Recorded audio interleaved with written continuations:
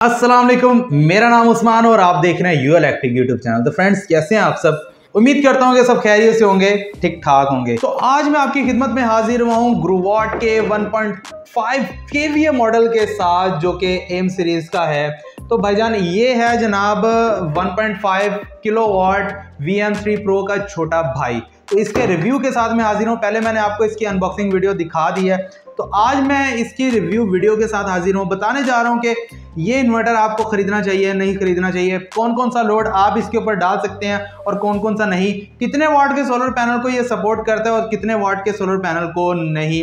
तो इसने मुझे क्या रिस्पांस दिया है, तमाम मैं आपको आज की इस वीडियो में बताने वाला हूं। अगर आप इंटरेस्टेड हैं इस सोलर इन्वर्टर को खरीदने में, काइंडली इस वीडियो को कंप्लीट लाजमी देख लीजिएगा।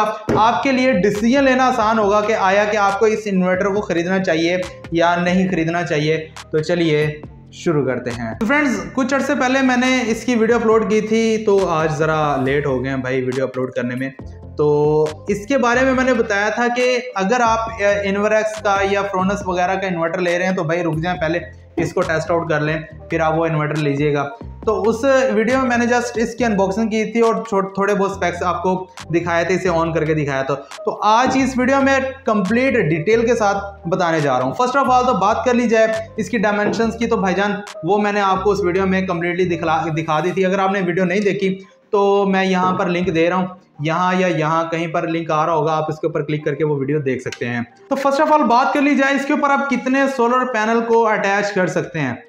वैसे कंपनी कह रही है कि भाई इसके ऊपर आप 1000 वाट के सोलर पैनल लगा सकते हैं। वैसे भी ये जो इन्वर्टर है 1.5 केवीए का है और 1050 वाट का लोड आप इसके ऊपर डाल सकते हैं। मिसाल के तौर पे आप 10 पंखे, यानी कि एक अगर 100 वाट का पंखा है तो 10 पंखे इसके ऊपर चला सकते हैं। वॉशिंग मशीन तक आप इसके ऊपर चला सकते हैं, इस्त्री भी चला सकते हैं, ओवन भी चला सकते हैं, फ्रिज भी चला सकते हैं, बस एसी इसके ऊपर नहीं चला सकते। तो फ्रेंड्स, इससे पहले अगर आप चैनल के ऊपर नए और अभी तक आपने हमारा चैनल सब्सक्राइब नहीं किया तो चैनल को सब्सक्राइब कर लें और साथ ही में बेल आइकन को लाजमी प्रेस कीजिएगा, ताकि हमारे आने वाली तमाम जो सोलर प्रोजेक्ट्स की वीडियोस हैं उनका नोटिफिकेशन आपको बर वक्त मिल सके। और इसी के साथ साथ अगर आप इसकी भी वीडियो देखना चाहते हैं सोलर प्रोजेक्ट के साथ, तो भाई इसकी भी वीडियो आपको मिल जाएगी। उसके लिए आपको चैनल को सब्सक्राइब करना होगा। तो भाई पीवी इनपुट वोल्ट्स की बात कर लीजिए तो इसके ऊपर आप 15 ऑपरेटिंग वोल्ट से लेकर 80 ऑपरेटिंग वोल्ट तक, यानी कि 80 ऑपरेटिंग वोल्ट तक लगा सकते हैं। वैसे अगर आप ओपन सर्किट वोल्ट्स की बात कर ली जाए तो 100 वोल्ट तक आप इसके ऊपर लगा सकते हैं, इससे ज्यादा आप नहीं लगा सकते। तो इसका मतलब यह हुआ कि आप इसे VFD या बड़े ऑन ग्रिड सिस्टम के साथ अटैच नहीं कर सकते, यानी कि उनकी जो पीवी इनपुट है वो इसके अंदर नहीं दे सकते, क्योंकि उनके जो वोल्ट्स हैं वो काफ़ी ज़्यादा होते हैं, यानी कि 250, 300, 400, 500 वोल्ट तक होते हैं। इसकी पीवी इनपुट के ऊपर आप नहीं दे सकते। तो अब देख लेते हैं कि भाई इसके ऊपर आप कितने सोलर पैनल लगा सकते हैं। आया कि 500 वाट का सोलर पैनल लगा सकते हैं नहीं, तो भाई कंपनी कह रही है आप इसके ऊपर 18 एम्पेयर तक जो सोलर पीवी वो लगा सकते हैं। तो अब अगर हम 500 वाट के एम्पेयर्स की बात करने जाए तो वो तकरीबन 13 एम्पेयर्स होते हैं, इससे कम ही होंगे, ज़्यादा तो नहीं होंगे। अब उसके वोल्ट्स की बात कर ली जाए तकरीबन 41 वोल्ट बनते हैं। तो जो ऑपरेटिंग वोल्ट्स हैं वो 41 हैं। तो अगर हम उसे मल्टीप्लाई करते हैं 2 के साथ, अगर 2 सोलर पैनल लगाते हैं तो तकरीबन 80 वोल्ट्स बनते हैं। तो 80 वोल्ट्स आप इसकी पीवी इनपुट के साथ बासानी लगा सकते हैं। इसका मतलब है 500 वाट के 2 सोलर पैनल आप इसके साथ लगा सकते हैं। 150 वाट के सोलर पैनल की बात कर ली जाए तो तकरीबन आप 6 सोलर पैनल्स बासानी इसके साथ लगा सकते हैं। वैसे मैंने 4 सोलर पैनल लगाए थे, उनके जो वोल्ट्स बनते हैं तकरीबन ओपन सर्किट वोल्ट बनते हैं, सीरीज में लगाकर 80 वोल्ट्स बनते हैं। तो जब मैंने इसकी पीवी इनपुट के साथ लगाया है, आप देख सकते हैं, तो वो तकरीबन 54 से 55 वोल्ट शो कर रहे थे। इसका मतलब ये आप इसके साथ 2 सोलर पैनल और लगाएंगे तो 80 वोल्ट्स मैक्सिमम बनेंगे। तो आपका जो लोड है इसके ऊपर बासानी बहुत अच्छे तरीके से चल सकता है। तो इसी के साथ साथ बता दूं कि भाई एक सोलर हाइब्रिड इन्वर्टर है, लेकिन शेयरिंग बेस्ड हाइब्रिड इन्वर्टर नहीं है। शेयरिंग बेस्ड हाइब्रिड इन्वर्टर ऐसे कि जैसे ही आपका जो लोड है वो सोलर जनरेशन से कम होगा, यानी कि अगर 500 वाट सोलर जनरेशन और आपका 400 वाट होगा तो ये डायरेक्टली वापडा के ऊपर आपका जो लोड है वो शिफ्ट कर देगा। सोलर से आपका लोड नहीं चलाने वाला, और सोलर से जस्ट आपकी बैटरी को चार्ज करेगा और वापडा से आपके लोड को चलाएगा। तो इसके साथ आप वापडा को ऑन रख सकते हैं। जैसे ही आपकी जो लोड है वो सोलर जनरेशन के बराबर हो गया या सोलर जनरेशन से कम होगा, तब ये क्या करेगा, वापडा से आपके लोड को शिफ्ट कर देगा सोलर के ऊपर। तो आपको ये टेंशन नहीं होगी कि भाई अगर हमारा जो लोड है वो ज़्यादा होगा या कम होगा तो इसे हमें दोबारा वापडा को बंद करना पड़ेगा। तो ये ऑटोमेटिकली आपकी वापडा को बंद कर देगा और आपके लोड को सोलर के ऊपर चलाएगा। इसलिए ये तकरीबन सेमी हाइब्रिड इन्वर्टर है, फुली हाइब्रिड नहीं है। जैसे कि ज़ूनिका 1.5 किलोवाट का VM3 प्रो वाला मॉडल है, वो एक fully sharing based hybrid inverter है, ये उसकी तरह fully sharing based hybrid inverter नहीं है। तो इसी के साथ साथ बात कर ली जाए कि इसके ऊपर आप AC चला सकते हैं नहीं, तो भाई AC जो है अगर 1 टन का भी लेते हैं, अगर आपका जो AC 1000 वाट से कम का है तो चला लेंगे, सिर्फ एक AC चलेगा। लेकिन अगर हम कहें सोलर के ऊपर, तो भाई सोलर के ऊपर नहीं चला सकते हैं, क्योंकि 1000 वाट तक के तो आप सोलर पैनल लगा सकते हैं। जो इनपुट पावर सोलर की है वो 1000 वाट होगी, लेकिन जो आउटपुट पावर होगी वो तो कम ही होगी। आपकी बैटरी को भी चार्ज करना है और आपके लोड को भी चलाना है, तो इसीलिए फुली सोलर के ऊपर तो आपका AC नहीं चलने वाला, वो वापडा के ऊपर टोटली शिफ्ट हो जाएगा आपका इन्वर्टर। तो आपका जो लोड है या AC है वो वापडा के ऊपर चल रहा होगा, तो आपको सोलर का फायदा नहीं होने वाला। तो इसी के साथ साथ बात कर ली जाए कि भाई फ्रिज को चला सकते हैं, भाई फ्रिज भी चला सकते हैं, पंखे भी चला सकते हैं। तो ओवन की बात कर ली जाए, इस्त्री की बात कर ली जाए, तो बात वही है, आपका जो ये इन्वर्टर है ये वापडा के ऊपर शिफ्ट हो जाएगा। अच्छा, मसला ये है कि ये सपोर्ट तो कर सकता है लेकिन सोलर के ऊपर नहीं चलाएगा। अगर सोलर के ऊपर आपने चलाना है तो इसका बड़ा भाई जो 1.5 किलोवाट का है VM3 प्रो मॉडल, वो आप ले सकते हैं। तो उसके ऊपर आप सोलर के ऊपर चला सकते हैं, क्योंकि उसकी जो सोलर कैपेसिटी है वो 2000 वाट है, लेकिन इसकी सिर्फ 1000 वाट है।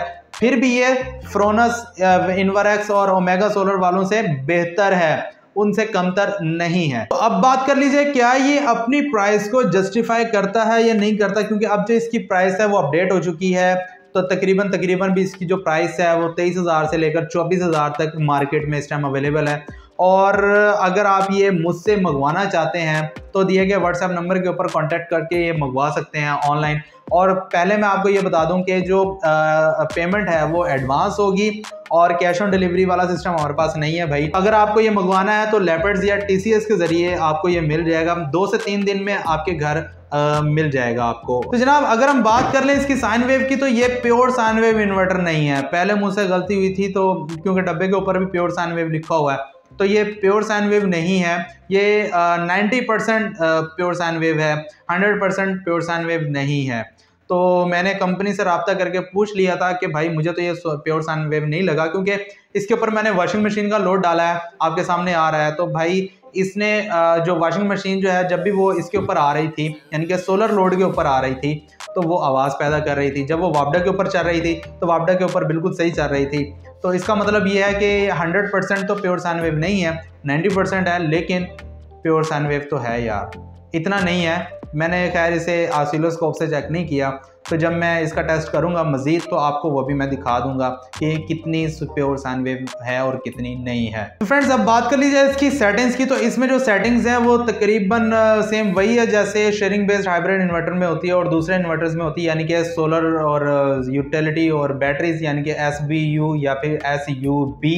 तो आपको वो सेटिंग सही करनी पड़ेगी। अगर आपने नया इन्वर्टर लिया तो आपको सेटिंग करना पड़ेगी कि फर्स्ट प्रायोरिटी हमारी सोलर की है, सेकंड हमारी यूटिलिटी यानी कि वापडा की, और थर्ड हमारी बैटरीज की है। अगर आप SBU करेंगे यानी कि फर्स्ट सोलर है, सेकंड आपकी बैटरी, थर्ड आपके यूटिलिटी है, तो ये क्या करेगा, पहले आपका जो सोलर है उसके ऊपर आएगा, फिर आपकी बैटरी के ऊपर आ जाएगा, जितनी बैटरी चार्ज होगी उसे ख़त्म करने के बाद आपकी यूटिलिटी के ऊपर आएगा। उसका नुकसान ये है कि अगर आपकी घर लाइट चली जाती है, एज अ UPS भी काम नहीं करेगा, आपकी बैटरी ख़त्म हो जाएगी, तो भाई कहाँ से आप पावर लेंगे।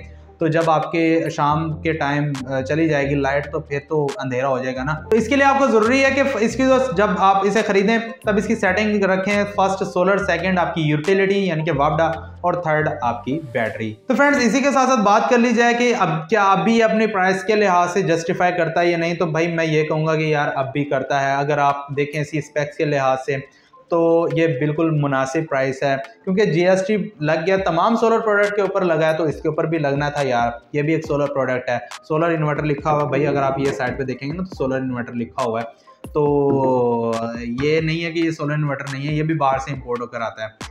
तो इसके ऊपर भी जीएसटी लगना था, तमाम सोलर इन्वर्टर के ऊपर लगा हुआ है। तो भाई तमाम सोलर इन्वर्टर ही महंगे हुए, सोलर पैनल भी महंगे हुए हैं, तो ये भी हुआ। तो अब भी मैं कहूँगा कि तमाम सोलर इन्वर्टर जितने भी इससे अलावा हैं, ये उनके साथ प्राइस किस लिहाज से जस्टिफाई करता है, तो आप आंखें बंद करके इसे खरीद सकते हैं। फ्रेंड्स, इसी के साथ साथ उम्मीद करता हूँ कि आज की वीडियो आपको पसंद आई होगी। अगर आपको वीडियो पसंद आई तो प्लीज लाइक एंड शेयर लाजमी कीजिएगा। चैनल के ऊपर नए तो प्लीज चैनल को सब्सक्राइब लाजमी कीजिएगा। इसके साथ मुझे दीजिए इजाजत, अपना बहुत सारा ख्याल रखिएगा, मेरी दुआ में याद रखिएगा।